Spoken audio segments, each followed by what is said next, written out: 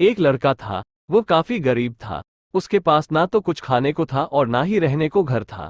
वो अपने दोस्त के घर रहा करता था।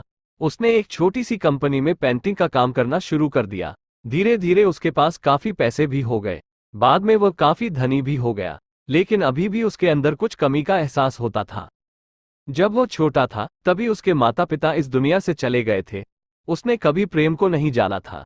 एक दिन जब वह अपने किसी काम से बाहर गया था तो उसे एक लड़की दिखी जो कि काफी अच्छी और खूबसूरत थी। उसको देखते ही इस लकड़ी को उस लड़के से प्रेम हो गया। वो काफी देर तक उस लड़के को देखती रही। कुछ देर बाद वो लड़की वहां से चली गई। कुछ दिनों तक ये लड़का उस लड़की को खोजता रहा लेकिन वो लड़की न मिली।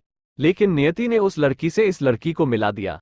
वो लड़की इस लड़के के घर काम की तलाश में आई थी। लड़के ने लड़की को तुरंत घर के काम के लिए रख लिया। जब वो लड़की इस लड़के इस मिलने आई थी तो उस समय इस लड़के ने कुछ शब्द भी साफ से नहीं बोल पा रहा था, जिससे लड़की को लगा कि यह लड़का गूंगा है।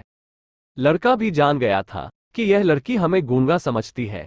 इसके साथ ही साथ ये लड़की समझ गई थी कि यह लड़का इस घर का नौकर है ना कि मालिक है।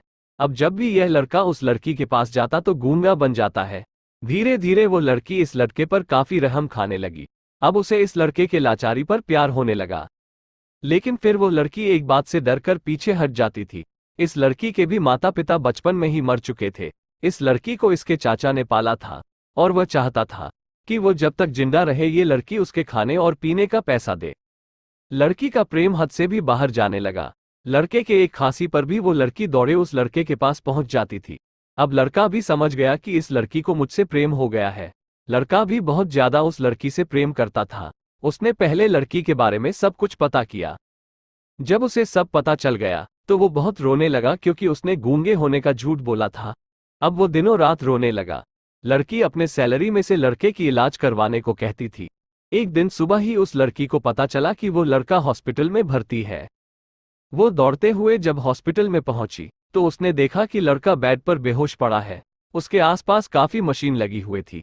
जब लड़की डॉक्टर के पास पहुंची तो वहां पर डॉक्टर ने उसे बताया कि लड़का अब बोल नहीं सकता है। उसने अपनी जीभ को कटाने की कोशिश की है। इसके साथ ही उस डॉक्टर ने उस लड़की को एक पत्र दिया। उस पत्र में लिखा था, मैं एक काफी धनी लड़का हूँ। जिस घर में तुम काम करती हो उस घर की मालिक मैं ही हूँ। लेकिन इसके साथ ही मैंने तुमसे एक बहुत बड़ा झूठ बोला है कि मैं एक गूंगा हूँ। अब इस झूठ का प्रायश्चित करने के लिए मैं ऐसा काम करने जा रहा हूँ। इसके साथ ही तुम मेरे घर से मेरे मैनेजर से पैसों को लेकर अपने चाचा को दे देना और एक नई जिंदगी की शुरुआत करना। अगर हो सके तो मुझे माफ कर देना, तुम्हारा दोषी। इस पत्र को पढ़ने के बाद उस लड़की की आंख आंसू से भर आए। वो दौड़ते हुए मंदिर में गई।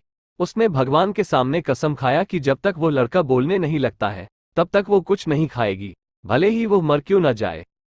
इधर डॉक्टर भी उस लड़के की इलाज कर रहे थे। ईश्वर ने दोनों के मन की बात काबूल कर लिए और अब लड़का बोलने लगा। लेकिन वह अपनी याददाश्त को खो गया। अब उसे कुछ भी नहीं याद था।